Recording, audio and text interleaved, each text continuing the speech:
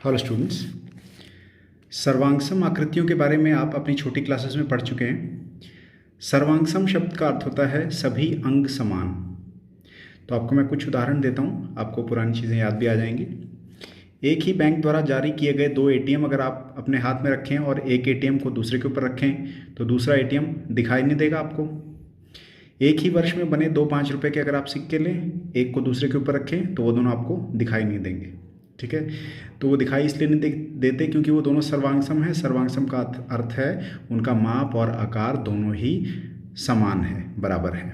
ठीक है, तो अब सर्वांगसम त्रिभुज क्या होते हैं? आकृतियों से ही त्रिभुज को आप परिभाषित कर सकते हैं। वे त्रिभुज जिनका समान आकार और समान माप हो उन्हें क्या कह देते हैं? सर्वांगसम त्रिभुज। ठीक है, अब त्रिभुजों की सर्वांगसमता के लिए आपने नियम भी पढ़े हैं पहले, एक बार फिर से देखते हैं। त्रिभुजों की सर्वांगसमता के लिए नियम, सबसे पहला नियम है SAS सर्वांगसमता नियम।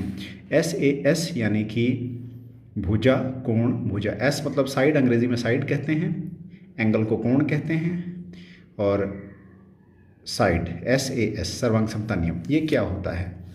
देखिए, इसमें दो त्रिभुज अगर आप लें, पहले का नाम ले लिया ABC, दूसरा हो गया PQR। SAS अगर आप इसकी भुजा AB लें, वो इसकी भुजा PQ के बराबर हो, इसकी भुजा BC इसकी भुजा QR के बराबर हो। ठीक है, और इन दोनों भुजाओं के अंतर्गत जो कोण है, जोड़ता हुआ जो कोण है, अंतर्गत जो कोण है ये वाला, इसमें इस कोण के बराबर हो। ये भुजा इसके बराबर, ये कोण इसके बराबर, और ये भुजा इसके बराबर। मतलब अगर किसी एक त्रिभुज की दो भुजाएं और उनके अंतर्गत कोण किसी दूसरे त्रिभुज की संगत दो भुजाओं और अंतर्गत कोण के बराबर हो तो वो दोनों त्रिभुज SAS सर्वांगसमता नियम से क्या हो जाते हैं? सर्वांगसम हो जाते हैं। मतलब AB बराबर अगर PQ हो, कोण B बराबर कोण Q, BC बराबर QR, तो दोनों त्रिभुज क्या हो जाते हैं? सर्वांगसम हो जाते हैं। ये चिन्ह किसका है? सर्वांगसमता का, कॉन्ग्रुएंस इसको अंग्रेजी में कहते हैं। ठीक है, तो अब हम SAS नियम को कैसे लिख सकते हैं? दो त्रिभुज सर्वांगसम होते हैं यदि एक त्रिभुज की दो भुजाएं और उनका अंतर्गत कोण दूसरे त्रिभुज की दो भुजाओं और उनके अंतर्गत कोण के बराबर हो, तो क्या हो जाते हैं? वो सर्वांगसम हो जाते हैं। कौन से नियम से? SAS नियम से। ठीक है, अब इसमें एक शब्द यूज़ कर रहे हैं, संगत भाग या फिर कॉरेस्पॉन्डिंग पार्ट्स। जैसे आपने अभी त्रिभुज लिए, त्रिभुज, ये त्रिभुज का चिन्ह है, त्रिभुज ABC सर्वांगसम है त्रिभुज PQR के। ठीक है, तो अगर पहले का आप लेते हैं AB तो दूसरे का PQ उसका संगत भाग है। अगर पहले का आप AC लेते हैं, AC, तो दूसरे का क्या है? उसका संगत भाग PR। अगर पहले का कोण लेते हैं ABC कोण, तो दूसरे का कोण PQR लेंगे। तो ये मतलब इस तरह से आपने संगत भाग लेने हैं। ठीक है, त्रिभुज का जो नाम है उसी हिसाब से संगत भाग होने चाहिए, आगे पीछे नहीं करना उनको। ये बहुत ज़रूरी बात होती है सर्वांगसमता में। और कभी भी आपने अगर दो त्रिभुज सर्वांगसम सिद्ध कर दिए तो उनके संगत भाग हमेशा बराबर होंगे। ठीक है, जैसे इन दोनों त्रिभुजों की बात करें, अब आपने ABC और PQR सर्वांगसम सिद्ध किए हैं तो सारे भाग समान हो जाएंगे, संगत भाग। यानी कि जैसे कि ये सर्वांगसम त्रिभुज हैं तो AC PR के बराबर हो जाएगा क्योंकि AC भुजा PR भुजा की संगत भुजा है। इसी तरह कोण C कोण R के बराबर हो जाएगा, संगत भाग सारे बराबर हो जाएंगे, कोण A कोण P के बराबर हो जाएगा। और इसको हम शॉर्ट में कैसे लिख देते हैं? CPCT। CPCT क्यों लिख देते हैं? क्योंकि इसका अंग्रेजी में मतलब है corresponding parts of congruent triangles are congruent. सर्वांगसम त्रिभुजों के संगत भाग बराबर होते हैं, इतना लिखने के बजाय CPCT लिख देते हैं। ठीक है, तो आइए आपकी जो पहली एक्सरसाइज है 7.1 उस पर चलते हैं। तो पहला क्वेश्चन है, चतुर्भुज ACBD चतुर्भुज है जिसमें AC AD के बराबर दिया है। ये एक ऐसे छोटी सी लाइन लगी होती है ना, इसका मतलब आपस में ये दोनों भुजाएं बराबर हैं, इसका अर्थ ये होता है। और AB कोण A को समद्विभाजित करता है। ये AB है, ये वाला पूरा कोण है। AB इस पूरे A कोण को समद्विभाजित करता है, मतलब दो बराबर भागों में बांटता है। जो ग्रीन पेन से मैंने लिखे, ये प्रश्न में दिए नहीं हुए थे, मैंने लगाए हैं आपको समझाने के लिए। तो अगर AB इस कोण को समद्विभाजित कर रहा है, इसका अर्थ है कि कोण A कोण 2 के बराबर होगा। दर्शाइए कि त्रिभुज ABC ABC ये त्रिभुज सर्वांगसम है त्रिभुज ABD के, और BC और BD के बारे में आप क्या कह सकते हैं? ठीक है, अब आपने प्रश्न को लिखना कैसे है, सबसे पहले लिखना है आपने कि क्या दिया गया है आपको, व्हाट इज़ गिवन। दिया गया है कि चतुर्भुज ए सी बी डी में ए सी बराबर ए डी है, ए बी कोण ए को समद्विभाजित करता है। ये दिया गया है तो आपने गिवन में लिख देना है, ऐसे लिखना है। लिखने का तरीका देखिए, फिर आपने लिखना है सिद्ध क्या करना है, टू प्रूव त्रिभुज ए बी सी सर्वांग सम त्रिभुज ए बी डी के सिद्ध करना है। अब उपपत्ति यानी कि प्रूफ कैसे सिद्ध करेंगे वो देखिएगा। तो दोनों त्रिभुज आपने ले लिए, पहले ए सी बी और फिर ए बी सी और फिर ए बी डी, जो नाम लिखे हैं आपने वही लेने हैं, उसी तरह से नाम लिखने। तो अब आप इनमें देखिए कि बराबर क्या क्या चीज़ें हैं दोनों त्रिभुजों में, 3 चीज़ें बराबर लानी हैं तो वो सर्वांग सम हो सकते हैं। सबसे पहले तो आप लिख देंगे ए सी बराबर ए डी है, ये तो दिया हुआ है। सबसे पहले क्या ले लेंगे, ए सी बराबर ए डी, क्यों, क्योंकि दिया गया है ये।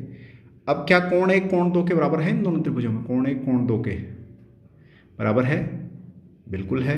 क्यों है बराबर, क्योंकि ए बी कोण ए को क्या कर देता है, समद्विभाजित। अब एक और चीज़ देखिए, इन दोनों त्रिभुजों में एक उभयनिष्ठ सांझी भुजा है ए बी इसमें है और इसमें संगत उसका ए बी का संगत क्या है, ए बी। तो ए बी दोनों में है, ए बी ये वाली, तो दोनों में लिख सकते हैं, यानी कि ए बी बराबर ए बी। तो कौन सा नियम लगा, एक ये भुजा है, फिर उसके अंतर्गत कोण, फिर दूसरी भुजा, ये देखिए भुजा फिर अंतर्गत कोण और फिर वो भुजा, ये दोनों भुजाएं और इनके अंतर्गत कोण। इस त्रिभुज में देखें तो ये दोनों भुजाएं और इनके अंतर्गत कोण बराबर है। तो कौन से त्रिभुज से सर्वांग सम हुए, कौन से नियम से सर्वांग सम हुए त्रिभुज, ऐसे एस नियम से दोनों त्रिभुज सर्वांग सम हो गए। अब देखिए आप यहाँ बी सी है, बी सी, तो उसका संगत भाग क्या हुआ, बी डी। तो बी सी और बी डी इन दोनों त्रिभुजों के संगत भाग हैं। तो सर्वांग सम त्रिभुजों के संगत भाग हमेशा क्या होते हैं, बराबर होते हैं। तो बी सी बी डी के बराबर हुआ, कैसे हुआ, सी पी सी टी से। ठीक है, चलिए आगे चलते हैं। ए बी सी डी एक चतुर्भुज है जिसमें ए डी बी सी के बराबर दे रखा है, ए डी और बी सी आपस में बराबर दे रखे हैं, और कोण डी ए बी कोण सी बी ए के बराबर दे रखा है। कोण डी ए बी ये वाला पूरा कोण, कोण सी बी ए ये वाले पूरे कोण के बराबर दे रखा है। तो सिद्ध कीजिए कि त्रिभुज ए बी डी सर्वांग सम है त्रिभुज बी ए सी के। त्रिभुज ए बी डी, ये देखिए ये वाला त्रिभुज, ये त्रिभुज, और त्रिभुज दूसरा बी ए सी, ये त्रिभुज। अगर कोई दोनों में कॉमन चीज़ है, उभयनिष्ठ है, तो वो चीज़ आपने ध्यान कर लेनी है कि क्या है। देखिए जैसे अगर यहाँ ए बी लें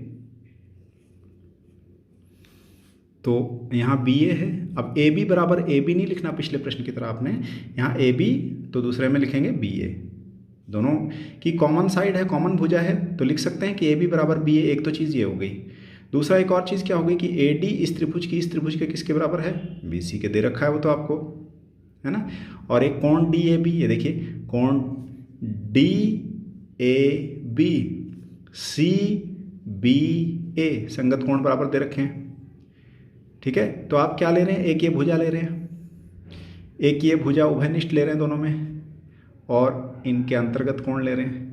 दूसरे त्रिभुज में देखिए ये भुजा है, ये भुजा है, और इनके अंतर्गत कोण ले रहे हैं। तो कौन सा नियम लग रहा है, एस ए एस। ठीक है, तो लिखने का तरीका क्या है, दिया गया है सबसे पहले ये लिख दिया आपने। ठीक है, उसके बाद सिद्ध क्या करना है कि त्रिभुज ए बी डी सर्वांग सम है त्रिभुज बी ए सी के। बी डी बराबर ए सी सिद्ध करना है और कोण ए बी डी बराबर कोण बी ए सी के सिद्ध करना है। तो उपपत्ति यानी कि प्रूफ कैसे करेंगे, त्रिभुजों ए बी डी तथा बी ए सी में क्या क्या बराबर है, ए डी बराबर बी सी है वो तो दिया ही गया है, कोण डी ए बी बराबर कोण सी बी ए वो भी दिया है, और मैंने अभी आपको बताया कि ए बी बराबर बी ए उभयनिष्ठ भुजा। यहाँ ए बी बराबर ए बी नहीं लिखना, क्योंकि त्रिभुज में देखिए अगर ए बी है यहाँ तो उसका संगत भाग क्या है, बी ए, तो इसलिए बी ए लिखना है आपने। चाहे वो दोनों की लंबाई बराबर है, लेकिन आपने त्रिभुज का जो संगत भाग है वो सही रखने हैं, ए बी बराबर बी ए। तो ये आपके पास तीनों चीज़ें बराबर आई। तो दो भुजाएं और उनके अंतर्गत कोण बराबर थे एक त्रिभुज के दूसरे के, तो त्रिभुज ए बी डी सर्वांग सम हुआ त्रिभुज बी ए सी के कौन से नियम से, एस एस नियम से। तो बी डी क्या इसका संगत, बी डी का संगत भाग कौन है, ए सी। ये देखिए बी डी का संगत भाग कौन है, ए सी, तो बी डी बराबर ए सी होगा सी पी सी डी से। अब कोण ए बी डी किसका संगत है, कोण बी ए सी का, तो भी बराबर हो गया, कैसे, सी पी सी टी से, क्योंकि जो सर्वांग सम त्रिभुज हैं उनके संगत भाग आपस में बराबर होते हैं।